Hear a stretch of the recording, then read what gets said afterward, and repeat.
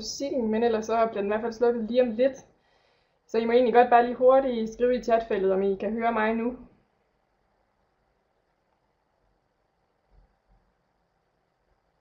Super. Ja, jeg håber, at musikken her i starten er jo også en måde lige at tjekke jeres egen lyd på. Jeg har nogle gange tit oplevet selv, hvis jeg har mine høretelefoner i min bærbare, og der virker den ikke nogen gange, men der skal man lige justere stikket lidt, og så at man godt kan få noget lyd frem. Yes, men det ser ud som om, at den går klart igennem. Og så vil jeg jo starte med det her webinar omkring Twitter. Jeg har holdt et før i den her række, det var omkring Facebook.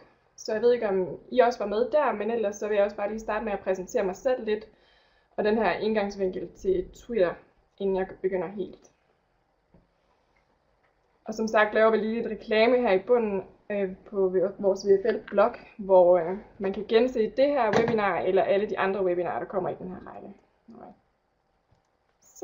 Sådan der. Yes. Så skal jeg lige se, om jeg kan komme videre. Men jeg hedder som sagt Christine, og jeg er ansat her på Videnscentret for Landbrug i et projekt, der hedder Videnformidling og Dialog via nye kanaler, hvor vi undersøger sociale medier og hvordan de kan bruges i en landbrugsfaglig kontekst.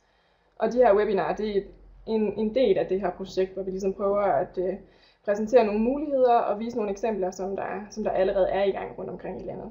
Yes, men så er jeg uddannet kandidatmærk i virksomhedskommunikation med speciale i sociale medier fra Aarhus Universitet. Så det føler jeg kan bruge rigtig meget i det her projekt. Men yes. Jeg kan lige se, at Tanja hun skriver, at hun ikke har nogen lyd. Prøv at justere din højttaler, hvis du har den direkte i computeren, ved lige at kontrollere, at stikket det måske skal trykkes lidt ud. Ellers vil jeg begynde nu her. Yes, men inden jeg slukker kameraet helt, så vil jeg lige hurtigt præsentere, hvad I kan få ud af det her webinar i dag. Og jeg vil blandt andet komme lidt omkring det her med, at man skal se værdien i Twitter. Twitter er et forholdsvis, jeg vil ikke sige nyt medie, det er det ikke, men det er ret ubrugt og ukendt i Danmark. Altså man kan sige, som jeg snakkede om i Facebook-oplægget, at Danmark er et Facebook-land. Der er rigtig mange, der bruger Facebook på den måde. Men nu vil vi lige prøve at fokusere på, jamen, hvad kunne Twitter eventuelt bruges til i en faglig sammenhæng. Så jeg vil komme lidt omkring de her hashtags, og hvordan man ligesom taler det her Twitter-sprog, komme lidt omkring det tekniske i det. Så vil jeg også komme ind på nogle argumenter for, jamen, hvad kan man få ud af at tweete, vise nogle konkrete eksempler på brugen af Twitter, hvilke muligheder og udfordringer der er, og så er vi lige nu her i gang sat en Twitter-case med planter i vækst, fordi vi går forhåbentlig en rigtig god vækstperiode i møde, hvor vi synes, det kunne være relevant at lave et lille projekt med nogle planteavlskonsulenter. Så det vil jeg bare lige hurtigt vende. Og til sidst er der nogle nyttige links og vejledninger, som jeg har samlet. Og som Anne sagde i sidste webinar omkring webinars, lidt omkring hvad hun ikke kom ind på, jamen så er det her mere en et inspirationsoplæg, som skal motivere jer til måske at kunne se værdien i Twitter, og måske til at gå i gang med at tweete. Så det vil sige, at det her med at oprette din profil, de tekniske detaljer i det, vil jeg ikke komme nærmere ind på, men jeg har linket til nogle vejledninger, vi har lavet i projektet, så man så kan gå ind og se helt præcis, jamen, hvordan er det, man opretter en profil. Yes. Jeg kan se, at Anna er sat på opgaven med Tanja der, men jeg fortsætter, og jeg slukker for webcamet nu her. Yes. Undervejs vil jeg lige bruge den her funktion med, at man kan stille nogle spørgsmål, og jeg vil faktisk allerede lige stille det første spørgsmål, som I kan svare på. Og det er, hvor mange har en Twitter-profil?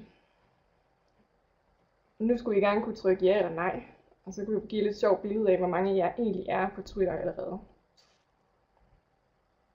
Der er alligevel nogle stykker, der har en Twitter-profil. Så kunne det måske være en god idé, hvis I har lyst, at hjælpe eller at skrive jeres Twitter-brugernavn i chatfeltet, så vi måske kan finde hinanden bagefter og begynde at tweete sammen og se, hvad vi tweeter og sådan nogle ting. Det er en mulighed. Yes. Og så skal jeg lige se, om jeg kan fjerne den her igen. 2 sekunder. Nå, det var her. Hej, sådan der. Yes, men det her billede, I ser for jer, det viser Strøget på København ved Københavns Storkes springvand, hvor der er et spørgsmål, hvor der står, hvilken relation er der her? Det er en masse mennesker, der bare går, og umiddelbart er det i hvert fald ikke nogen, der har en social relation til hinanden. Men det, som jeg synes, at det giver et interessant billede på lige præcis med Twitter, jamen det er det her med, at man kan sådan set ikke rigtig vide, om folk måske deler det samme informationsbehov, den samme relevansopfattelse, eller det samme behov for kommunikation og dialog inden for et specifikt fagområde. Så de her to kunne egentlig godt, for eksempel på Twitter, have det samme behov for at diskutere nogle forskellige faglige problemstillinger. Hvorimod hvis det var Facebook-venner, jamen så ville de måske se ud som om, at de kendte hinanden. Så ser vi på værdien i Twitter, jamen så er det her med, at det er et fagligt og interessebårende relationer, som fungerer afsenderorienteret fra sociale fællesskaber. Det vil sige, at Twitter det er offentligt, og det er interesseorienteret. Det er en mikroblog i realtid, hvor man kan interagere på kryds og tværs med folk uden for sine sociale netværk. Og så er Twitter en suveræn mobilplatform. Det vil sige, at det er simpelt og effektivt. Det er nemt at gå til fra mobilplatformen. Der er ikke rigtig andre forstyrrende elementer, som med Facebook, hvor der kan være rigtig mange funktioner. Så er det egentlig bare, at du ser din timeline, din tidslinje, og ellers hvor du selv kan afsende tweets fra. Så handler Twitter om samtalen, og man bruger de her hashtags. For eksempel er der et, der hedder DK Landbrug. Der er også et, der hedder hashtag DK Pol, og hashtag Ukraine. Nu har jeg lige taget det med, fordi at det er noget, der er meget op i tiden nu her, og folk bruger det til at diskutere inde på Twitter, specielt også journalister. Så det er et sted, hvor man deler noget relevant information og nogle relevante links. Og nu skal jeg lige se. Går lige videre. Jeg havde egentlig et spørgsmål mere, men jeg synes egentlig i forhold til, at I er ret mange på Twitter, så er Twitter ikke helt nyt for jer, kan jeg fornemme. Men hvis vi ser lidt nærmere på den her brug af hashtags, som er opstået på Twitter, jamen så er hashtags metadata, der bruges til at kategorisere samtaler, og dermed vise, hvad samtalen drejer sig om. Så for eksempel, hvis man tweeter, ser mange svidningsskader i hashtag LDK-bede, og her der har vi, jeg kommer ind på, hvad LDK det står for senere, har mistanke til tidlige ukrudtsprøjtninger, hashtag DK Landbrug. Så vil alle, der søger på hashtag DK Landbrug eller hashtagget LDK-bede, kunne se den her tweet og så svare. Så det bliver ligesom en fælles diskussion, man opretter. Så på den måde så er hashtag også rigtig brugbar til at definere tweeten. Og da en Twitter-besked kun må fylde de her 140 tegn, og det er altså inklusive hashtag og link, så kan det være rigtig godt at have noget, man allerede kan spore sin samtale ind på.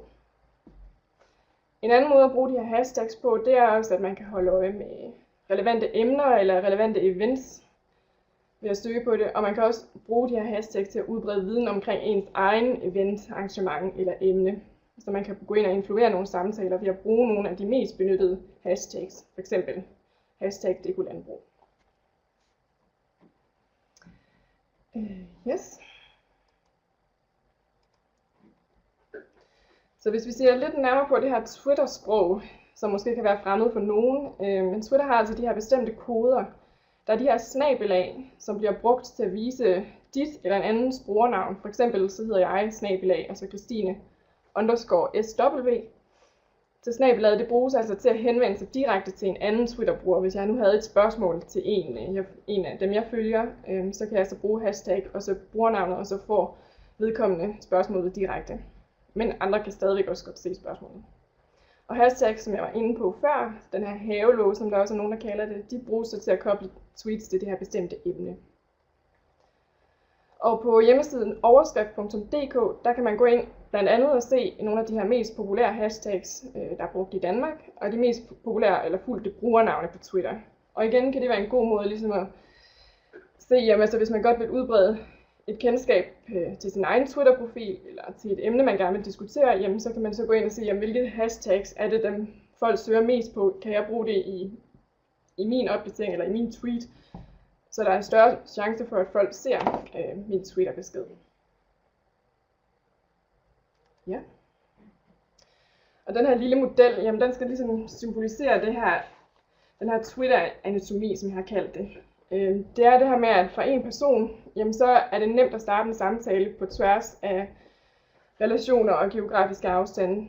og det er simpelt, og det er rigtig nemt at tilgå. Du kan bruge det fra computeren, men du kan også bruge det fra dine smartphones, det vil sige, at du kan bruge den på farten, og som jeg snakkede om før, jamen så er det simpelthen så simpelt at logge på, fordi man bliver ikke forstyrret af særlig mange andre elementer. Og så er der også det sidste her, der er ikke rigtig nogen rigtig måde at bruge det på. Det er op til ens egen kreativitet, altså det kan være personlige updates, nogen bruger det til, og det kan være nogle forskellige tanker eller diskussioner, man godt vil sende afsted. Mange helt unge mennesker bruger det også som en chatfunktion, når man chatter med hinanden, og man kan bruge det til at koordinere nogle events.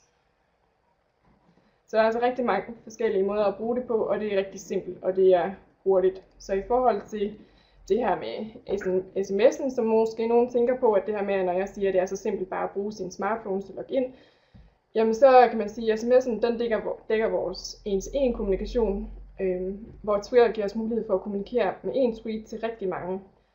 Og lige pludselig så lever tweeten altså sit eget liv, når den først er afsendt. Og det gør den blandt andet via de her snabelager og de her hashtags, men også at andre har mulighed for at retweete ens besked. Så lige pludselig kan det sprede sig som ringe i vandet. Yes. Skal jeg lige se her.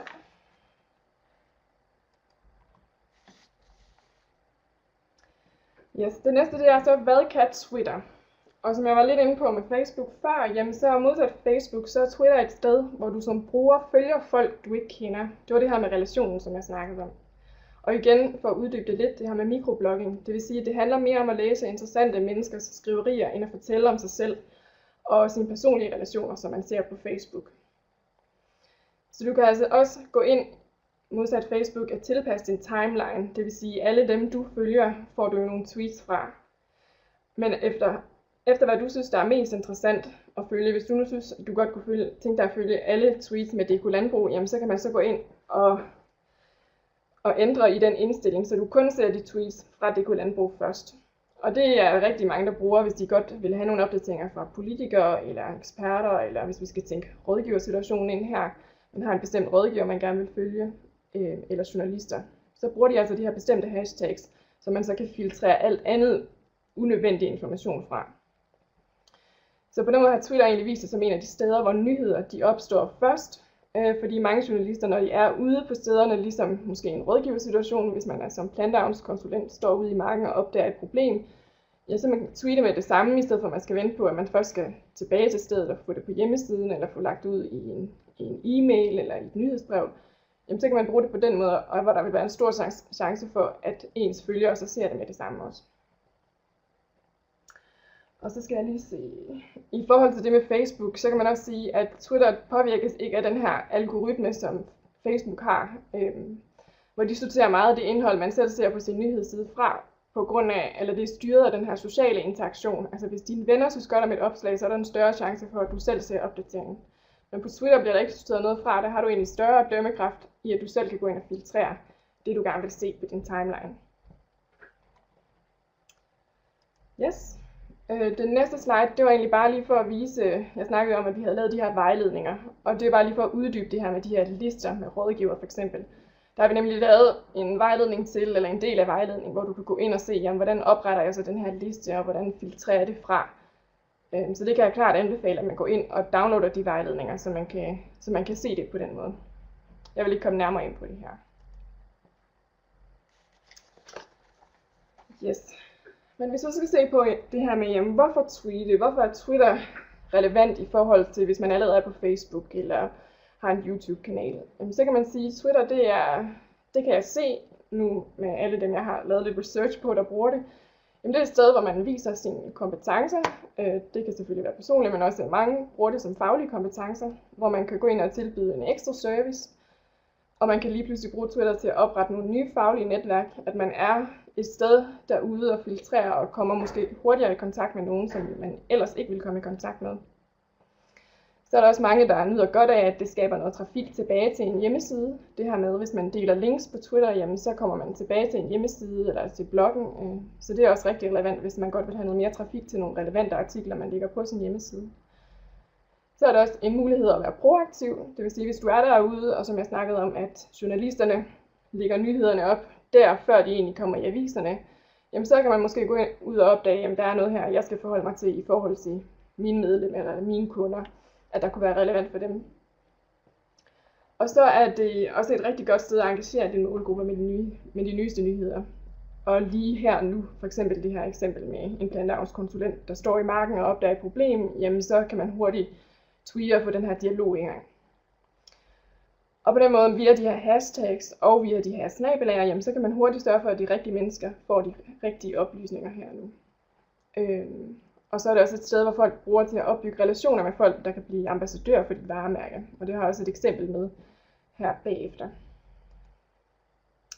Men nu viser jeg lige nogle måder, hvordan folk egentlig bruger Twitter på. Det tænker jeg, det kan være sådan lidt, det er en god måde at forklare det på, også med de her små printscreen, jeg har taget for at vise det. Og her er det for eksempel Kasper, der har skrevet: kære kloge folk på Twitter, nogen der ved noget om opbevaringsloven med 5 år for regnskab. Man kan se, at opbevaringsloven, der er det her hashtag foran og regnskab, også gælder for foreninger. Og så har han så lavet alle de her hashtags, og det vil sige, at når folk søger på for eksempel regnskab, hvis jeg nu har søgt på det, jamen, så vil jeg kunne se Kaspers tweet, og så er det en måde, hvor han har stillet et spørgsmål ud til et helt åbent forum på. Hvor Benjamin så ser den her besked, så kobler han en i hans netværk, eller en han har holdt øje med på Twitter, en der hedder Tøjner. Han er Twitter-advokat nummer 1, siger han. Og så på den måde med de her snabelag, så får Jakob Tøjner som advokat den her besked direkte sendt ind til ham. Nu skal jeg lige se. Yes. Og det vil sige, at Jakob Tøjner, og det er en sidebemærkning, vi holder nemlig et seminar den 19. marts, det er lige om lidt, men der kommer Jakob Tøjner nemlig. Han er advokat i St. Petri Advokater i København, og han har nemlig fundet ud af det her med at bruge de her forskellige sociale medier til at markedsføre sin forretning og til at markedsføre sine faglige kompetencer på. Så han bruger rigtig meget Twitter, og han bruger også Facebook, men Twitter her, hvor han netop kan gå ind og pleje en relation, hvor han så kan svare Kasper. Kasper har måske ikke behov for at købe noget hjælp af ham, men i og med, at han møder ham allerede her og får en god relation, er der måske en god mulighed for, at Kasper vil anbefale Jakob, eller hvis han senere på et tidspunkt skulle bruge en advokat, måske gå ind og undersøge, hvem er ham Jakob, fordi han var ude med en rigtig god service i det øjeblik, han havde behov for det. Jeg kan se, at Anne hun har gang i et chatfelt, der er noget med noget lyd, der driller, men jeg håber, at det virker. Ellers kan man selvfølgelig gense webinaret igen. Det bliver optaget ind på bloggen, så det håber jeg, at man gør, hvis det nu ryger helt for dig, Jette. Og det er på igen. Yes, men det næste eksempel, jeg har med, det er også fra en anden måde at tweete på. Det er en svinerådgiver, der hedder Lisbeth Shooter. Hun tweeter godt nok ikke fra Patrios selskab, men Twitter personligt, og hun har tidligere arbejdet i England, hvor Twitter er rigtig stor, hvor hun følger mange af de engelske fagorganisationer derovre, men hun tweeter også lidt omkring nogle af de problemstillinger, hun ser herhjemme, hvor hun igen bruger de her hashtags, og hun bruger de her links ind til Patrios hjemmeside. Og hun bruger de her snabelag til at direkte stille et spørgsmål til Dan Jørgensen, eller i hvert fald et spørgsmål, eller et problemstilling, som hun synes, han skal forholde sig til. Så det er en god måde at gøre det på, en måde man kan se, jamen, hvordan kan man bruge det i faglige sammenhæng. Så har jeg lige taget nogle med af dem, som vi i Vi&Di-projekt følger. Her er der en økologisk landmand, Lone Andersen. Hun bruger det også ret aktivt, hvor hun skriver lidt omkring, hvad hun både læser og hendes personlige holdninger, og hvor hun så bruger det her hashtag fødevare og hashtag landbrug. Så folk, der søger på landbrug eller fødevare, vil kunne se den her, og så kunne gå ind og svare, eller vælge at følge hende. Og her har hun også et snabelag til Maskinbladet, stiller et spørgsmål til dem. Og her i venstre side, jamen, så er det Michael Nørby Lassen. Han er også landmand, tweeter også. Han har været mere aktiv, end han er nu, men det er igen den der form, man behøver ikke at bruge det på den måde, man selv tweeter. Det er også en god idé bare at følge med i, hvad der sker, og have en masse følgere derinde. Så det er et eksempel på, at der er altså nogen, der er begyndt at have Twitter-profiler, som der måske kunne være en mulighed for at komme i kontakt med ude i Twitter-universet. Et andet eksempel på Twitter, det er AgriChat UK. Jeg tror det var i 2012, de startede med at oprette en Twitter-profil, eller så et behov for at samle nogle landbrugsfaglige diskussioner, og så muligheden for at gøre det på Twitter. Så nu er det faktisk, at hver torsdag, der får de nogle af deres følgere til at stemme på et forslag eller et diskussionsemne, og så diskuterer man så på tværs af alle lande og tid i i noget tid derefter. Så de har oplevet, at det er en rigtig god måde at kommunikere på og få samlet det her landbrugsfaglige fællesskab og støtte nogle landmænd i nogle problemstillinger, som de synes, at de godt vil have frem i verden. Og her i højre side, jamen der er det et printscreen fra den svenske landbrugsrigsforbunds hjemmeside. De har en Twitterbox på deres hjemmeside, hvor de opsamler tweets. De følger, eller jeg tror, de satte faktisk selv i gang det her hashtag en bonde og gulaschkok, for ligesom at opfordre deres medlemmer eller brugere eller andre til, at hver gang de havde noget, de synes, der var relevant til, så skulle de putte det her hashtag på, fordi så ville det så komme ind på hjemmesiden, og de ville kunne følge med i de samtaler, der foregår omkring lige præcis de emner, som de godt vil være orienteret om. Så det er et rigtig godt eksempel på, at man også viser, at man er derude, at man lytter til sine medlemmer, og man forholder sig til nogle af de spørgsmål, der er. Yes. Og som jeg var inde på før, så er Twitter super populært blandt engelske landmænd. Har jeg lige et citat med fra en, der hedder Tim Down, som er mælkeproducent, og han synes, at Twitter det er super brugbart, fordi det er en måde ligesom at få folks mening på nogle aktuelle sager, men det er også rigtig godt til at få et stærkere netværk, også på tværs af lande, men hvor man ligesom samles omkring de her fælles interesser. Så han bruger det rigtig meget til de her netværksdannelser, og det giver ham en faglig stolthed, at man kan finde hinanden i et erhverv, som egentlig er meget sådan selvstændigt. Og der er en del faglige organisationer i England, som har Twitter-profiler, som I kan se her i højre side, som tweeter om nogle forskellige ting, der er relateret til både noget, de har nyheder på hjemmesiden, men også nogle andre ting, de observerer. Så man kan sige, at fordelene ved Twitter i en landmand-rådgiver-situation, det er, at begrænsningen på de her 140 tegn per tweet, de tvinger altså en til at fatte sig i korthed, hvilket jeg har læst mig frem til at passe rigtig godt til den her hurtige dialog og effektive dialog nu og her. Specielt også, hvis man er på farten, eller hvis man går ude i marken.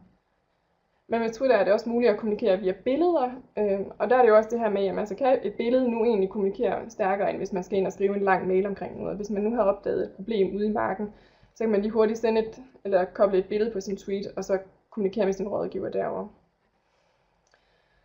Ja, det er det her med en smartphone i lommen og en hurtig tweet. Det kræver altså ikke, at man skal til at stoppe sit arbejde eller tilbage på kontoret. Man er hurtigt i gang igen, så på den måde så forstyrrer det ikke arbejdet. Så det her citat med, at min verden kan være i din verden inden for 10 sekunder, det er super brugbart, og det er der rigtig mange, der har gavn af, specielt i England blandt de her landmandssituationer. Yes. Men vi kommer heller ikke udenom den her udfordring ved Twitter. Og det er jo det her med, jamen altså, hvor er dit publikum? Og som jeg startede med at sige, at det er begrænset, hvor mange der twitter i dag. Så det kan man måske godt synes, at det er en svær barriere at komme udenpå. Er det virkelig nogle ressourcer, man vil lægge i? Så oprette en Twitter-profil og tweete. Men det har vi i hvert fald prøvet at sætte os lidt ind i her på Videnscentret, hvor vi lige nu, som jeg startede med at sige, er i gang med sådan et Twitter-projekt, som vi kalder Planter i Vækst, som skal undersøge netop, kan Twitter bruges i den her landbrugsfaglige kontekst. Og her vil vi så prøve at kontakte nogle plantekonsulenter eller undervisere inden for planteavl, for at se, om vi kan finde cirka 5 personer, der er til at tweete i den her vækstsæson. Og så vil vi selvfølgelig gøre vores på at se, om vi kan finde nogle følgere til dem.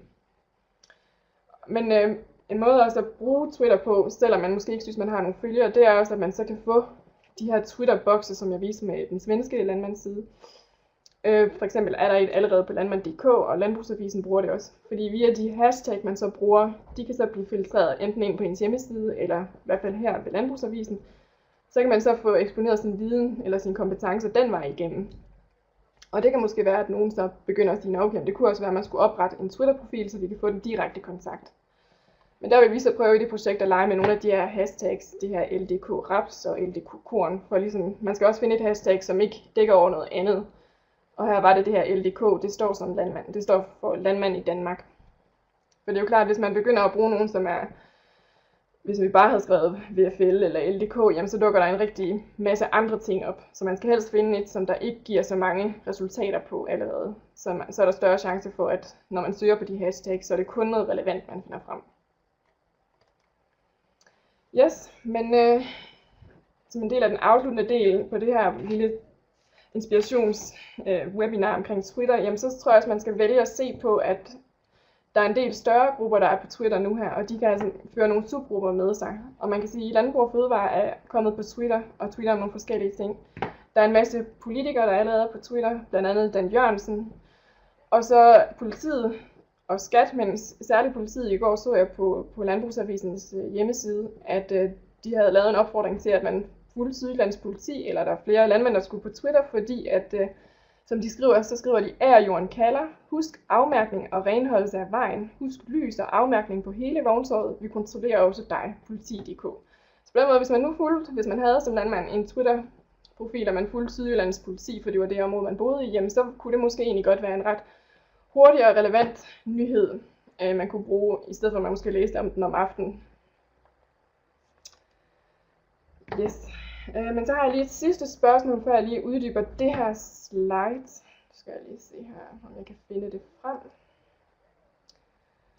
Det er et spørgsmål, der går på, altså efter det her, jeg har præsenteret nu, og de tanker, du selv har haft, kan du så se nogle muligheder for den faglige kommunikation for brugere, medlemmer og målgrupper med flere på Twitter, ud fra dit eget synspunkt? Ja, det er lidt forskelligt. Det er sådan halv-halv, altså der er heldigvis ikke nogen, der har svaret nej. Og jeg tror også, at det kan jeg i hvert fald læse på alles erfaringer, som jeg har læst rundt omkring, at det gælder bare om at prøve det af. Og det er ligesom et medie, som ikke tager særlig lang tid at sætte sig ind i. På den måde er det også, det koster ikke noget, og man kan nå en ret stor målgruppe ved bare at prøve det af, uden at man egentlig skal bruge en masse ressourcer på det. Så på den måde, så kan det virkelig anbefales, og jeg synes da helt sikkert, at vi vil jo, i hvert fald inde på VFL-bloggen, følge lidt op på det her Twitter-projekt, vi selv har sat i gang, for at prøve at se, om ikke det kan skabe nogle resultater, eller få nogle flere ud.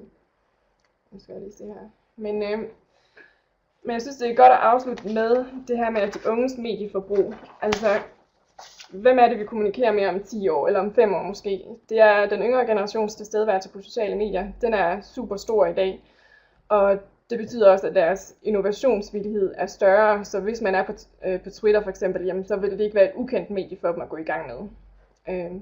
Så ser man på de trends og tendenser, der er i dag, hvor man også kan se med den her landmands-selfie eller felfie-bølgen, som Landbrugsavisen blandt andet også har kørt, jamen så er det naturligt for dem at bruge de visuelle kommunikations- og sociale medier, og man kan se det her med bedrifterne på Facebook vinder også mere og mere frem, mens de unge de har et mindset, hvor man gør op med den her lukkethed versus en mere åbenhed. Man vil godt vise sig frem, og blandt andet den her tv-serie, De Unge Landmænd, de viser jo netop også, at den her yngre generation, de vil godt selv være med til at formidle erhvervet. Så det her med at åbne op og have nogle åbne samtaler på Twitter for eksempel, det vil ikke være en barriere på samme måde, som det måske vil være for nogen. Og på vores seminar, som jeg snakkede om tidligere, der har vi også ham landmanden Thomas Poulsen, der kommer og skal være hovedtaler, kan man sige. Og han har også selv de her tanker omkring Twitter, hvor han siger det her med et hashtag til Ågården, som er hans bedrift. Så kunne vi for eksempel via Twitter informere vores naboer om, hvornår det kunne være en god idé at tage vasketøjet ned i forbindelse med lugtegener på bedriften. Så altså der er nogle spændende tanker, og der er nogle rigtig spændende muligheder, som vi også vil prøve at se, om vi ikke godt kunne nyde lidt godt af. Så jeg håber, at det her webinar måske også har givet jer ny information, og måske blod på tanden, for ligesom at prøve at kaste jer ud i projektet.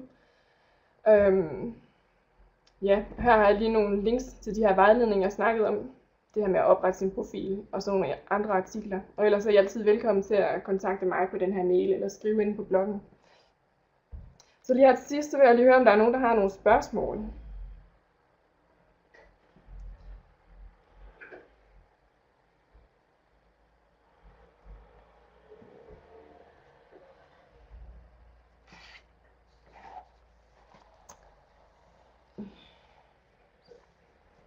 Jeg kan se, der er nogen, der skriver dernede, men det kan jo også være, at det egentlig bare var lidt inspiration, man havde brug for. Altså, hvad er det for et medie, og hvad kan det i forhold til Facebook? Så det håber jeg, at jeg har besvaret som nogenlunde. Ellers er I som sagt velkommen til at skrive nogle spørgsmål ned nu her, eller sende dem til mig senere i en mail.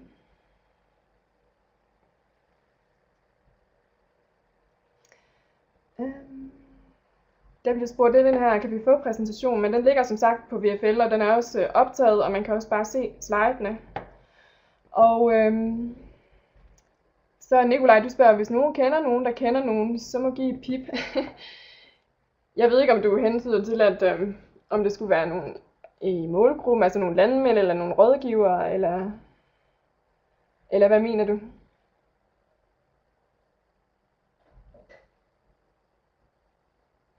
Der er et spørgsmål her. Optræder man altid med sin personlige profil?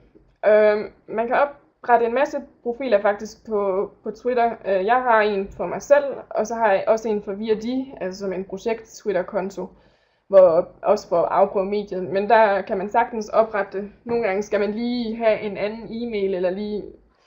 Jo, man skal vist have en anden e-mail for at logge det på, men så kan man selvfølgelig bruge sin arbejds-e-mail. Men så er det nemt nok, når man har den i mobilen, så bare skifte mellem brugere, der skal man ikke til at logge ind og ud, der kan man bare skifte over.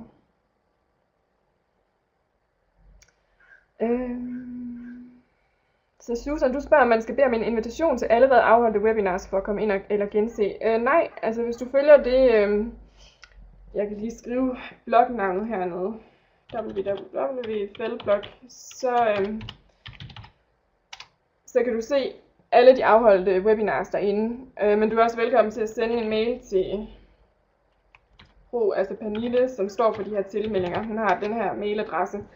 Så kan du i hvert fald komme på de næste webinarer, der kommer også. Men det er muligt at gå ind på bloggen og så gense de webinars, der har været afholdt, blandt andet om webinar og Facebook.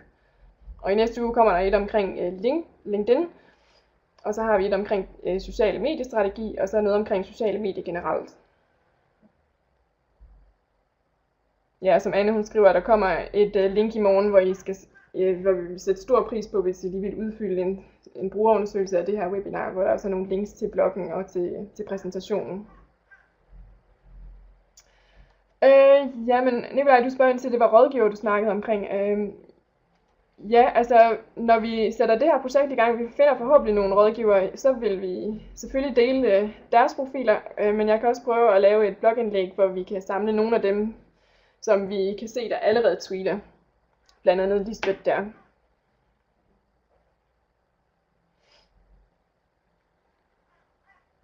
Yes. Men det er fedt, Asger, du har lavet dit Twitter-brugernavn. I andre må også meget gerne skrive jeres, fordi at det kunne være sjovt lige at mødes derinde og så udveksle, og så kan man også ligesom se, jamen, hvem følger hinanden og sådan nogle ting, og komme med gode råd.